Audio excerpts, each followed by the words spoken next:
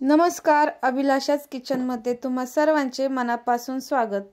तर आज आपण बनवणार आहे साबुदाण्याच्या पिठापासून मऊ लुसलुशीत अशी पुरी आणि त्यासोबत खाण्यासाठी मस्त अशी झणझणीत शेंगदाणा बटाट्याची उसळ किंवा झणझणीत भाजी काय म्हणायचं आहे ते म्हणा।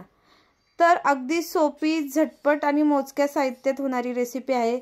तर चला वेळ न घालवता रेसिपीला सुरुवात करूया।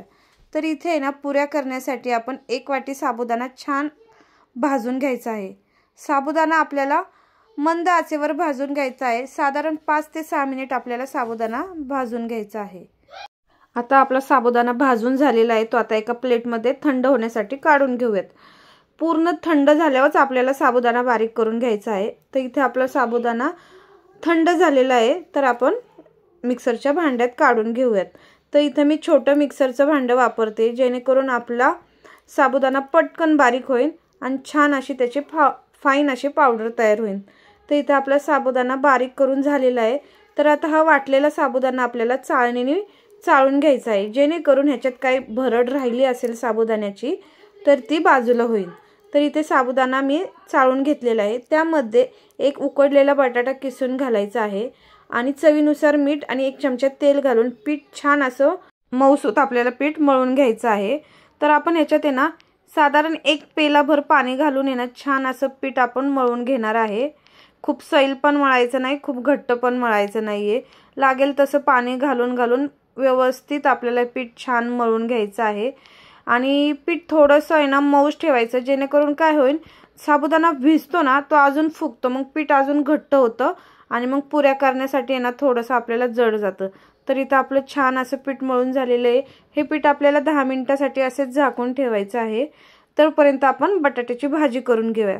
तर बटाट्याची भाजी करण्याकरता आहे ना मी 2 चमचे कढईमध्ये तेल घातलेले आहे।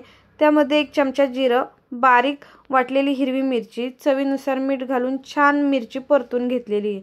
ह्या परतलेल्या मिरचीमध्ये आपल्याला ना आता उकडलेला बारीक चिरलेला बटाटा आणि उकडून घेतलेले शेंगदाणे घालायचे आहेत।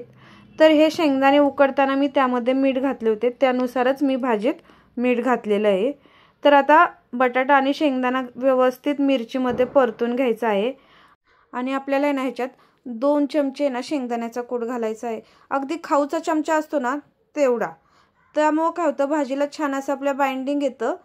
तर इथं आपली ना भाजीला आपण वाफ आणूयात। साधारण 3 ते 4 मिनिटं आपण भाजीला छान अशी झाकण ठेवून वाफ आणूयात।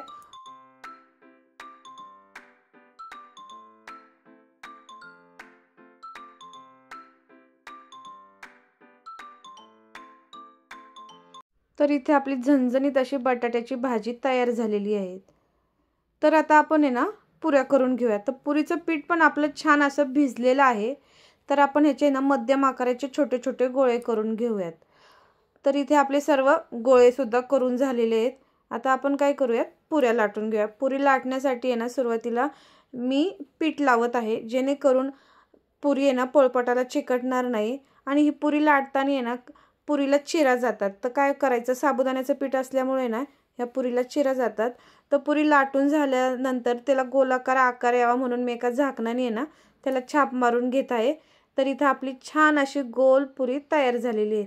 अशाच प्रकारे मी सगळ्या पुऱ्या करून घेतलेल्या आहेत। तर इथे मी 10 ते 12 पुऱ्या करून घेतलेल्या आहेत। आता आपण त्या तळून घेऊयात। तर पुरी तळण्यासाठी मी आधीच तेल गरम करण्यासाठी ठेवले होते। तर आपल्याला आहे ना इथं मध्यम आचेवर सगळ्या पुऱ्या तळून घ्यायच्या आहेत। तर इथे आहे ना साबुदाण्याच्या पुऱ्या असल्यामुळे काय होतं की पुरीचा कलर आहे ना फारसा बदलत नाही, पांढऱ्या शुभ्रच अशा आपल्या ह्या पुऱ्या राहतात। तर बघा तुम्ही किती छान अशा टम्म आपल्या पुऱ्या इथे फुगत आहेत। तर अशाच प्रकारे सगळ्या पुऱ्या आपण तळून घेणार आहेत। तर तुम्हाला ही पुरी भाजीची रेसिपी कशी वाटली? व्हिडिओ आवडला असेल तर व्हिडिओला लाईक करा, तुमच्या मित्रपरिवारामध्ये शेअर करा। अजूनही चॅनलला सबस्क्राईब केले नसेल तर सबस्क्राईब नक्की करा।